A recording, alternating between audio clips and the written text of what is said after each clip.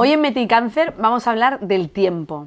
Por lo general, siempre pensamos en el pasado, en lo que vivimos, o proyectamos que desde la ilusión o desde el miedo que va a pasar en un futuro. Pero ¿por qué nos cuesta tanto y se nos escapa el presente? Bienvenida, Concha. ¿Cómo estás? Hola, Marisa. Muy bien. ¿Y tú? ¿Qué importancia tiene el tiempo cuando estamos padeciendo una enfermedad?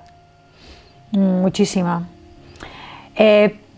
Yo me he encontrado con muchos pacientes que me dicen que lo peor para ellos es esperar que le den el diagnóstico, esperar que les den el resultado de unas pruebas, el esperar, el acabar el tratamiento. O sea, ese tiempo de espera muchas veces se vive de forma muy angustiosa. ¿Tenemos conciencia a veces del tiempo o es algo que se toma conciencia cuando te encuentras en una situación extrema o difícil? Bueno, yo creo que no tenemos conciencia del tiempo hasta que no ha pasado. Es decir, muchas veces, sobre todo yo me encuentro con pacientes que te dicen pues eso, que durante el tiempo que están en el tratamiento parecía que no acababa nunca. Y cuando han acabado, a lo mejor ha pasado un año, y entonces tienen esa reflexión de, ostras, pues me ha pasado rápido, ¿no? O sea, durante el momento en el que lo están viviendo se les alarga. Es decir, antes comentábamos fuera de cámara, pues que es verdad, Marisa decías, ¿no?, que el tiempo es relativo, que cuando nos lo estamos pasando bien, pues el tiempo pasa en un momento, y cuando estamos sufriendo, pues parece que no avanza el reloj. ¿Cuántas personas por la noche tienen dolor? No digo porque normalmente por la noche es cuando suelen aumentar, ¿no?, los miedos, el dolor, todo. Y parece que esa noche que se hace interminable. Y sin embargo, pues cuando lo estamos disfrutando, una noche que salimos con los amigos, que no sea época de pandemia, y que lo estamos pasando bien, pues pasan las horas que no nos enteramos. Hablamos del tiempo, nos referimos a que se nos acaba el tiempo, ¿no? La enfermedad implica el compuesto de tomar conciencia de que el tiempo no es eterno, que tendrá un fin. Claro, claro. Cuando nos dan un diagnóstico tan importante como puede ser eso, un cáncer o una mutación, muchas veces es la primera vez que tomamos conciencia de que nuestro tiempo es finito. O sea, todos sabemos que nos tenemos que morir, pero nadie nos hacemos a la idea hasta que no hay un diagnóstico o una posibilidad que pensamos que es más real. Entonces, cuando tomamos conciencia de que esto se nos va a acabar algún día, que no sabemos cuándo, pero que estamos empezando con la marcha atrás. Y como comentabais fuera de cámara, esto es algo que deberíamos saber, que es desde el momento que nacemos estamos empezando con la cuenta atrás. Pero es cierto que hasta que no hay una enfermedad que nos enfrenta con esa vulnerabilidad, con que vamos a acabar algún día, es cuando tomamos conciencia de ello. ¿Y por qué nos perdemos en el pasado o proyectamos siempre el futuro? ¿Por qué es tan difícil estar aquí y ahora? Bueno, porque es como funciona nuestra mente. O sea, nuestra mente tiene una gran dificultad por el centrarse en el aquí y ahora. De hecho, se hizo un estudio que se publicó en la revista Science, en el que a un grupo de personas, no recuerdo si eran 2.500 o 25.000, por ahí van las cosas, se les dio un aparato en el que cuando había un ruido determinado tenían que apuntar qué era lo que estaban haciendo en ese momento, en qué estaban pensando y cuál era su nivel de felicidad, del 0 al 10. Lo que vieron en este estudio es que el 46 más o menos % del tiempo estamos divagando, es decir, haciendo una cosa y pensando en otra. Y lo que se dieron cuenta también es de que cuando estamos haciendo algo y realmente centrados en lo que estamos haciendo, somos más felices. Es decir, en esta encuesta lo que vieron fue que las personas que divagaban, o sea, que pensaban una cosa y hacían otra, eran menos felices que aquellos que estaban centrados en lo que estaban haciendo, fuese lo que fuese. Si estoy cocinando, pues estoy cocinando y tengo la mente puesta en lo que estoy haciendo. Si estoy caminando, estoy caminando y tengo la mente puesta en lo que estoy haciendo en este momento. Eso nos hace ser más felices, pero nuestra mente, como está continuamente trabajando, está todo el rato pensando en lo que me ha pasado, en lo que me puede pasar. Y eso es una gran fuente de infelicidad. Claro, si además a eso le añadimos el componente de que no estamos en una situación normal, sino que nos han dado un diagnóstico, cuesta horrores centrarte en el presente, es decir, piensas en qué bien estaba sana antes en el pasado y en qué miedo que me va a pasar mañana. ¿Podemos trabajar ese aquí y ahora? ¿Es lo que llamamos mindfulness? Sí, efectivamente. El mindfulness es centrarte en el aquí y ahora, en lo que estás haciendo en este momento. Cuando yo le pregunto a los pacientes qué es lo peor para ellos, casi siempre me dicen, pues eso, o lo que pasó o lo que les puede pasar. O sea, no les preocupa tanto lo que están haciendo en este momento, porque en este momento, si están haciendo algo, lo que sea, ya lo están haciendo. Es decir, como tú decías, mindfulness es centrarme en lo que estoy haciendo en este momento. Y eso es, de alguna manera, alivia mi sufrimiento. Mi sufrimiento casi siempre depende de lo que pienso sobre lo que ha pasado o lo que pienso sobre lo que me puede pasar. Tenemos dos temas sobre el tiempo. Por un lado, estamos viendo la importancia de estar aquí y ahora para no generarnos esa ansiedad o esa sensación. Y en otros momentos, a veces, sea por la enfermedad o sea incluso por el paso de tiempo de las personas, ¿no? Siempre creemos que ya ha pasado nuestro tiempo de hacer algo o que ya no nos va a dar tiempo, ¿no? ¿Qué reflexionarías sobre se nos ha pasado el tiempo o todo pasa cuando tiene que pasar? Bueno, yo creo que ahí entramos en la cuestión de las creencias. Yo personalmente sí que creo que las cosas pasan cuando tienen que pasar. Y a veces, incluso cuando hay alguna paciente que me dice, fíjate, pues que, no sé, me separé hace unos años, me pasó no sé qué hace unos años, y ahora que estaba bien, ahora me aparece esta enfermedad. Entonces yo les pregunto, ¿y qué hubieras preferido? ¿Que esa enfermedad te apareciese hace unos años, cuando estabas también inmersa en todo aquel proceso de separación, o ahora? Es decir, como no podemos decidirlo, yo creo que la mejor opción es pensar que las cosas pasan cuando tienen que pasar. Y en este momento, ¿qué es lo que puedo hacer para aliviar o manejar esta situación de la mejor manera posible?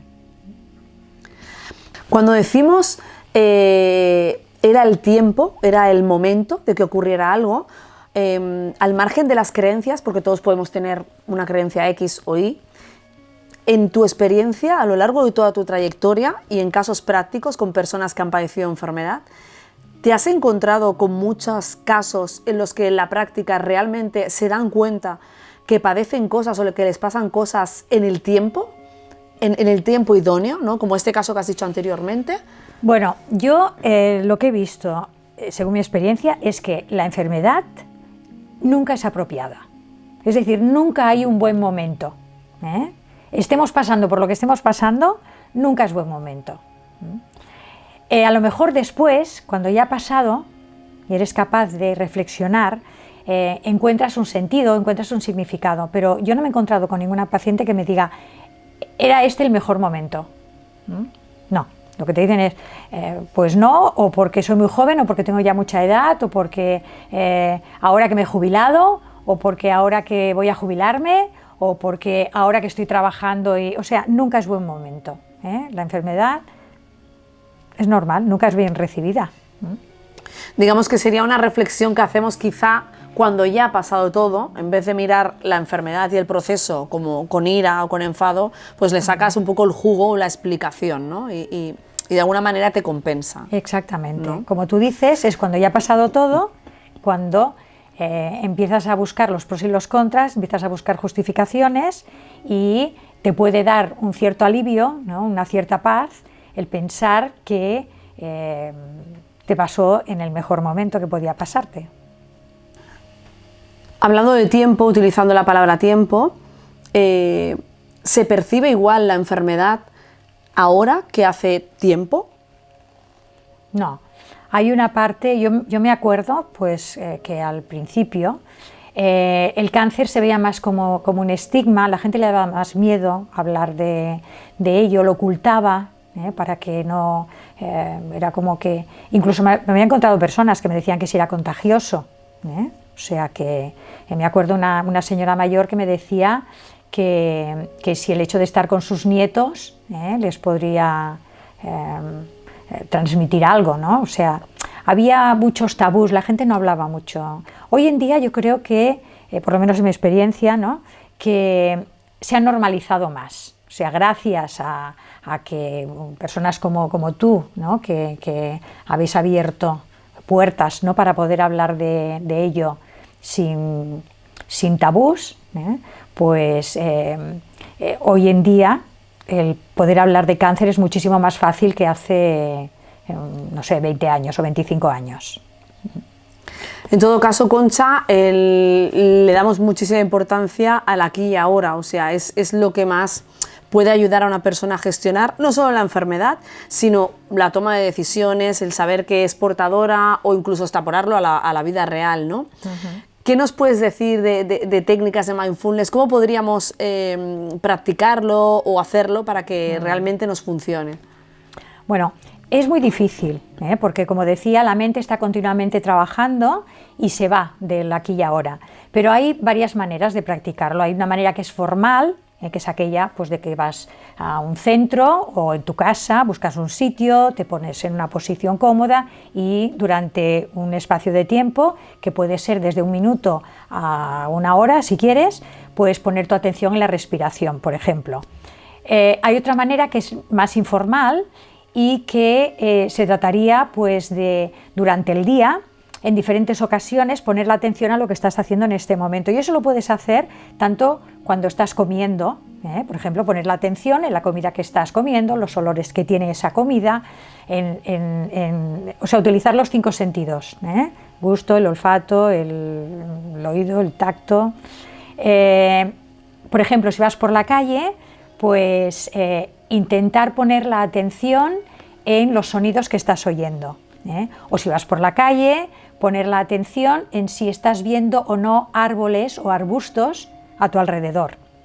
O un ejercicio que se suele hacer a veces es, hoy que estamos tanto con las tecnologías, pues antes de mirar el WhatsApp, hacer una inspiración consciente. Es decir, todo aquello que estamos haciendo durante el día, que lo hacemos de manera inconsciente, o sea, hacemos una cosa y pensamos en la otra, hacerlo de forma consciente. Porque la base del mindfulness, que es poner la atención en la respiración, respirar estamos respirando las 24 horas del día, pues si no nos moriríamos. Pero la diferencia está, o sea, se convierte en meditación cuando yo pongo la atención en la respiración, en cómo entra el aire de mi cuerpo, cómo sale, qué zonas de mi cuerpo se mueven cuando respiro, qué zonas no se mueven. Es decir, lo puedo practicar en muchísimas ocasiones. Y hay personas que me dicen, oye, es que yo no sé, porque mi mente está todo el rato trabajando. Pues es que eso es lo normal, que tu mente esté todo el rato trabajando.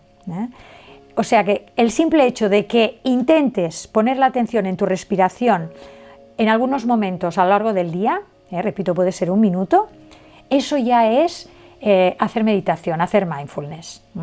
Y hay muchísimos estudios que demuestran que el hecho de hacer mindfulness cambia las estructuras del cerebro. Es decir, hay una estructura en el cerebro que tiene que ver con las emociones, que es la amígdala, que es el sistema límbico, y a través de escáneres que se ha hecho a meditadores y a personas que no meditaban y luego han meditado durante unas 8 semanas, esa estructura se hace más pequeña, con lo cual el hecho de hacer meditación hace que yo tenga menos ansiedad y menos depresión, porque esa estructura del cerebro se hace más pequeña. Por eso digo que no hace falta empezar con 40 minutos, porque eso es infumable, ¿no? Pues vamos a empezar con 1 minuto al día, de poner la atención en la respiración, por ejemplo, durante 1 minuto. Y si durante ese minuto se me va la mente, tampoco pasa nada, es normal. Cada vez que me doy cuenta, a ver por dónde iba, y vuelvo otra vez a poner la atención en la respiración. Si queréis, podéis utilizar, hay una aplicación que es gratuita, que se llama Mi Momento y que está tanto para iOS como para Android, y te propone hacer una serie de meditaciones y visualizaciones que van desde 1 minuto hasta 10 minutos, y te propone que lo vayas haciendo durante 25 días para que vayas cogiendo el hábito. Si quieres empezar por ahí, pues adelante. De alguna manera, el mindfulness, o sea, puedes practicarlo tomándotelo en serio a través de la aplicación esta y hacerlo en el día a día, pero para aquellos que nos resulte o que resulte difícil decir cómo lo hago, podemos vivir en mindfulness, por decirlo de alguna forma, ¿no? Si yo me paro en un semáforo, como estás diciendo, y me fijo en el árbol que tengo a la derecha, estoy haciendo, aunque sea solo una pequeñita cosa, de mindfulness, ¿no? Claro. Y de alguna manera. Y por otro lado, me llama la atención que acabas de decir que da constancia de que científicamente mejora el estado, en este caso, de malos pensamientos o de ansiedad. Yo recuerdo siempre un ejemplo que tú habías puesto una vez, o un ejemplo que es muy típico. Hicimos una vez un ejercicio con un arándano, que lo saboreábamos, sí. pero el ejercicio del limón, que para mí es súper evidente, realmente el limón nos hace salivar, o sea, nos provoca una reacción a nivel de organismo, ¿no? Cuando estamos en un proceso de enfermedad, padeciendo la enfermedad, o ante una ansiedad, o nos queremos cuidar, siempre decimos, ¿qué más puedo hacer yo, no? Estas técnicas, sea la de mindfulness, la de meditación, realmente tiene científicamente también una reacción fisiológica, ¿no?, en el cuerpo. Claro, sí, sí. De hecho, yo os animo a que miréis un vídeo de YouTube que se llama Cómo la meditación cambia el cerebro. La autora es Sara Lazar y explica muy bien, lo justifica científicamente, el por qué hacer meditación. Te explica pues lo que se estaba comentando antes, ¿no? que cambian estructuras del cerebro por el hecho de hacer meditación. El tiempo es lo que es. Hemos dicho antes que el tiempo era muy relativo. Cuando estás padeciendo una enfermedad, igual se hace el tiempo eterno. Y cuando quieres que no llegue una cirugía porque te da pánico, el tiempo pasa súper deprisa y ya tienes la operación encima. ¿Qué herramientas tenemos para gestionar ese tiempo que es relativo? ¿Podríamos controlarlo de alguna forma? A ver, en el caso de una persona, por ejemplo, que tiene que tomar una decisión, el tiempo le apremia, ¿no? Con lo cual todavía se agobia más. Tengo que tomar una decisión, la tengo que tomar ya, ¿no? Si me hago una reserva ovárica o si me hago una mastectomía o si... yo lo que te sugeriría, que si estás en esa situación, que escribas en un papel, porque eso siempre ayuda, porque si no es que lo tenemos en la cabeza y estamos todo el rato dándole vueltas, que escribas en un papel los pros y los contras de todas las situaciones. ¿Qué es lo que me ayudaría a tomar esta decisión? Es decir, ¿qué es lo que me ayudaría a hacer una reserva ovárica y qué es lo que me impide? ¿Qué miedos tengo? Porque es una manera de ver objetivamente qué es lo que te ayudaría, qué es lo que quieres hacer. Porque cuando estás muy agobiado es muy difícil tomar decisiones y es verdad que el tiempo se te escapa porque dices que lo tengo que decidir ya y no puedo. Y otra cosa que te puede ayudar, lo que te decía, escribir para tomar conciencia de pros y contras y hacer técnicas de meditación, porque las técnicas de meditación lo que te ayudan también es a centrarte, es decir, cuando nosotros estamos con ese caos mental, ¿no? de miedo, de angustia, de preocupaciones, ¿no? Nuestras decisiones no son buenas, no son de calidad. El hecho de que pierdas, entre comillas, un poco de tiempo en salir a caminar y darte cuenta de por dónde estás paseando, por ejemplo, esto hace que se te despeje un poco la mente. Y probablemente el árbol sigue ahí, pero te ayudará a ver el bosque, te ayudará a tomar decisiones. Pues muchísimas gracias, Concha. Nos vemos en el próximo capítulo para seguir conversando. Y pues bueno, girar la vista atrás para mirar el pasado es bonito y bueno a veces. Y proyectar el futuro, sobre todo si es proyectar un futuro lleno de ilusiones, también. Pero solo nos tiene que servir para una cosa, y es para tomar conciencia de que lo único que tenemos es el aquí y el ahora. Nos vemos en el próximo capítulo y esperamos seguir dándoos un poquito de luz.